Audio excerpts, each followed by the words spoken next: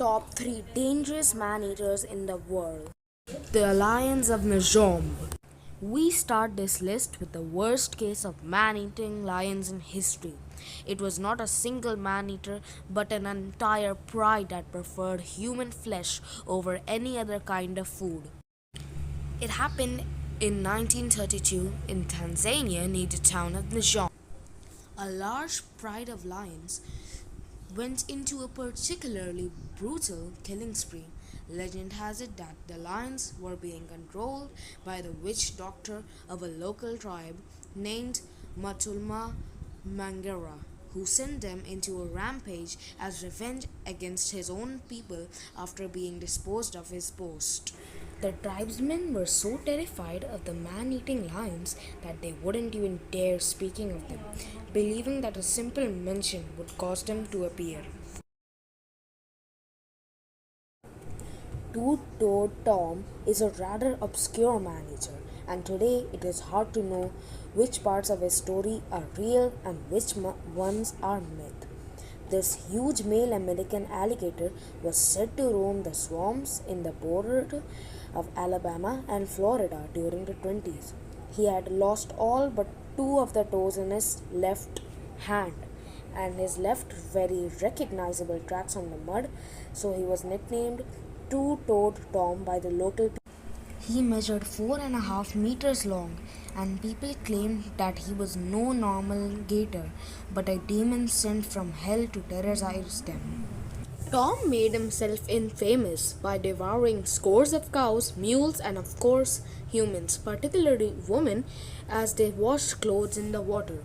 Due to his frequent attacks, many farmers tried to kill Tom, but bullets were said to have little effect on him, and all attempts on his life failed. One farmer even tried to kill him using dynamite. The farmer had been chasing Tom for 20 years, unsuccessfully, so he decided to throw 15 dynamite-filled buckets into the pond where Tom was supposed to live and finally get rid of the problem for once and all.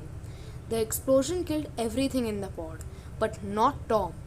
Moments after the explosion, the farmer and his son heard a horrible scream and splashing sounds coming from a nearby pond. They rushed to the place and saw Tom's bright eyes for a moment before he disappeared under the surface. The screams were later explained when the half-eaten remains of the farmer's young daughter appeared in the shore.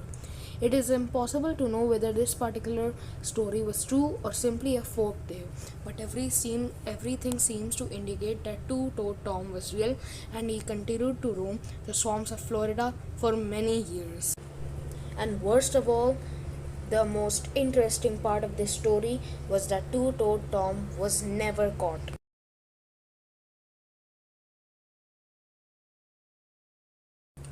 These shark attacks took place in 1916, in a time where little was known about sharks of any kind, and some scientists even claim that sharks were not dangerous at all.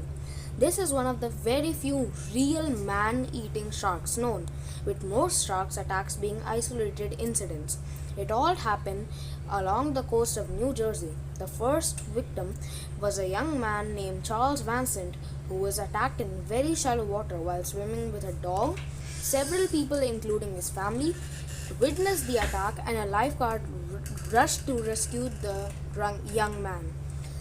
The shark was extremely tenacious and seemingly followed the lifeguard to the shore, disappearing shortly after. The shark's teeth had severed Vincent's femoral arteries and one of his legs had been stripped off its flesh. He bled to death before he could be taken to a hospital. 5 days later, another man, Charles Brother, was attacked by the same shark while swimming away from the shore. At first, it was reported by a witness that a red canoe had been capsized. In reality, the red canoe was a giant stain of Brother's blood. The shark had bitten off his legs. He was dragged back to the shore with the sight of his mangled body seemingly caused women to faint, but it was too late. He was dead by the time he got to the beach. Although sharks had been seen in the area during those few days, scientists who were informed of the attacks claimed that sharks were unlikely to be responsible and said that the culprit had probably been a killer whale or a sea turtle. The next attacks took place not in the sea but in a creek near the town of Matawan. Again, people reported seeing a shark in the creek, but they were ignored until, on July 12, an 11-year-old boy was attacked while swimming and dragged underwater. Several townspeople rushed to the creek, and a man named Stanley Fisher dove into the water to find the boy's remains, but he too was attacked by the shark and died of his wounds. The final victim was another young boy barely 30 minutes after the attack on the Stanley Fisher.